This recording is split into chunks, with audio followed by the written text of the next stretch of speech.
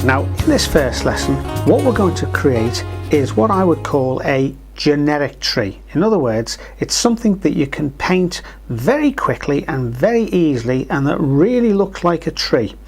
And the reason I call it a generic tree is because if we take for example this oak tree with the 4 shots at the different times of the year, you can see if we look at the summer version that it's a typical oak tree in that we've got a very broad, flat type of foliage. Although the tree is still quite high, it spreads out very, very broadly and it's supported by an immensely strong and short, stubby trunk. Now, imagine that's a maple tree, for example, where you have a much more slender trunk and a much taller but narrower sort of foliage, or 101 other different types of deciduous tree that with a little bit of adaptation on your part you can chop and change to your heart's content.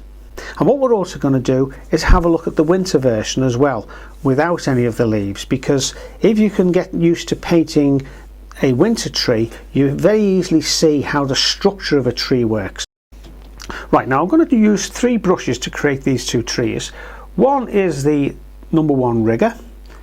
This one, which we'll use for the main trunk and the main foliage in the summer tree, is the number 10 round brush, and I'm introducing here for the first time a number 6 brush, which is simply a smaller version of the number 10. Right, now I've put together a mixture of phthalo blue and burnt umber, reasonably strong, and it makes a sort of bluey greeny grey. Now you notice that I've not drawn any tree at all, and if you want to do that you can do if you feel more comfortable, but just to show you how easy it is, I'm just going to start off with a tree trunk here like that, and we'll have it on a slight angle, and then I think what we'll do is we'll take a large branch here where it splits there like that, and maybe another branch there. Let this one go up here a little bit like that.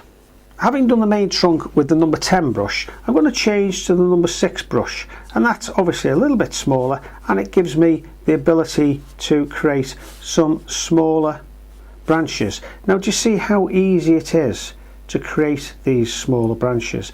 I'm just dragging and really sort of flicking up in a random sort of way like that.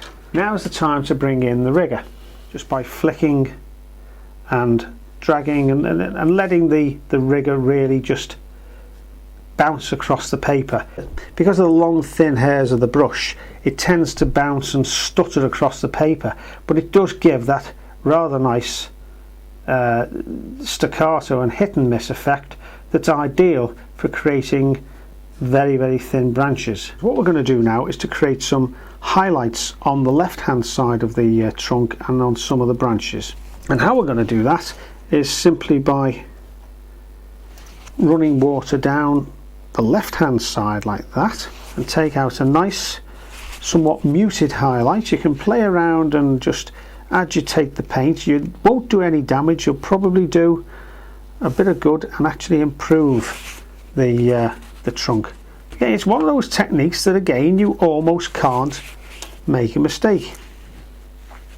That's probably the kiss of death saying that, but I think you know what I mean. Well, while it's damp, I said I was going to bring in a touch of lemon yellow, and that just starts to give a nice bit of mossy effect. When I've darkened these top and bottom part of this branch here, I've lightened here, deliberately lightened and blotted out with the paper this smaller branch that's coming over here, and that immediately puts that in front of that, so it gives that 3-dimensional effect. Right, now with the merest touch of the dark colour we're using for the tree and a little bit of the lemon yellow, I'm just going to blend that tree trunk into the ground.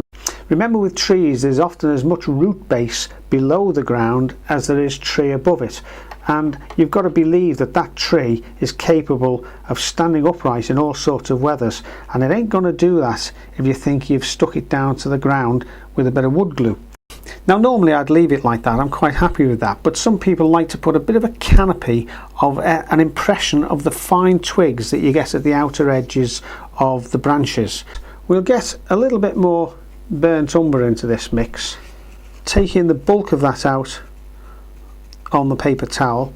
What I'm going to do is just, you see the way I'm holding the brush, I'm holding it sideways on like that, or if you wanted to you could hold it like that, it doesn't matter, whatever's comfortable for you. And I'm just going to scrape downwards like that, almost starting from the outer edges and scraping inwards. Now I hope you can see what I've also done slightly is vary the colour. We've got a sort of a browny grey here, where we've got more of a greeny grey here. So that's quite useful to give us a little bit of variety. And putting this canopy on also then justifies a little bit more of the shadow you've got from a watery sun shining through these little twigs and bits and pieces. So there we are, there's the winter tree.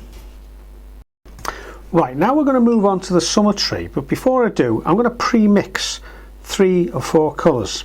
I've mixed a lemon yellow mix with just a tiny touch of the phthalo blue, and I really do mean a tiny touch, and a tiny touch of the burnt umber, just to stop the phthalo blue making the lemon yellow look too fluorescent. And I've done another mix of the same 2 colours with just a little bit stronger this time, a little bit more blue, but again some brown in just to keep it as a mellow green. And then finally I've mixed burnt umber and phthalo blue to make this greeny, almost black colour, which we'll use for the darker shadows. And I'm going to use again the colours that we used here for the trunk in the winter tree. Now all I'm going to do is start off by taking a brush full of this lightest greeny yellow colour, and then I'm going to use, again I'm using the side of the brush here, and this time I'm just going to try and picture a tree in my mind.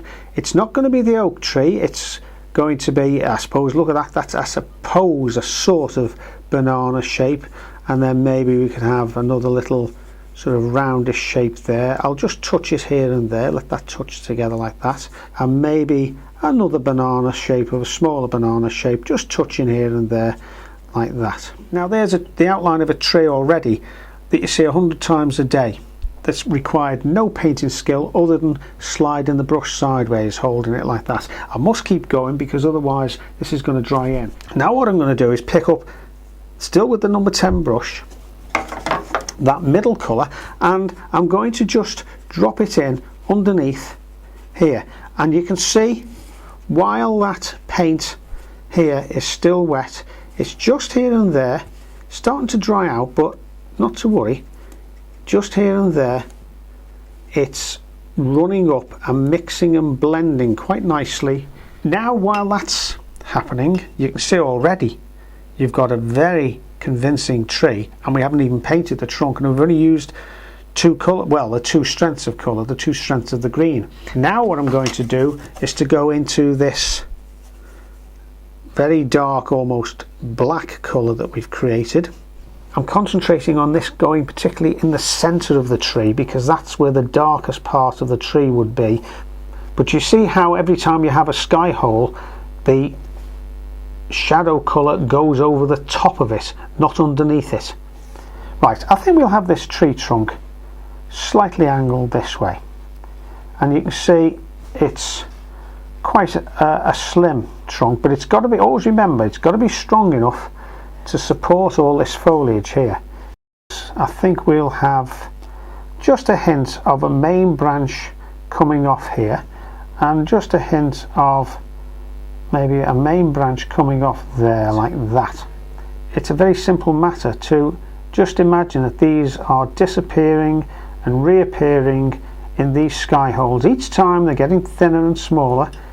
Now then, here's a chance for you to put a little bit more shadow on the tree. What I'm going to do, without lifting any of that colour, is I'm going to put most of that water on there like that, and then just throw in some of that strong tree colour, perhaps even stronger, because there's so much water. Now you can see the way that's starting to pull across with the water already.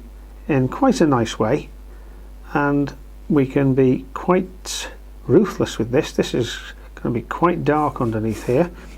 Now, as you can see, I've painted a green base using the colours I'd used for the lighter part of the tree for the field. I've also blended the bottom of the tree, the roots, into the ground as I did with this, and I've added some shadow, this time quite a bit stronger shadow, more based on the middle colour we used in the trees here.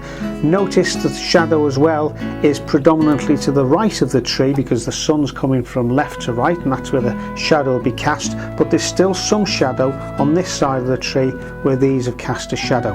And you can see, I think, how you can adjust the shape of this tree, and this one in fact, to create a wider, flatter, taller, smaller tree, a wider trunk or a narrower trunk, to create a generic tree that'll serve you well throughout your painting.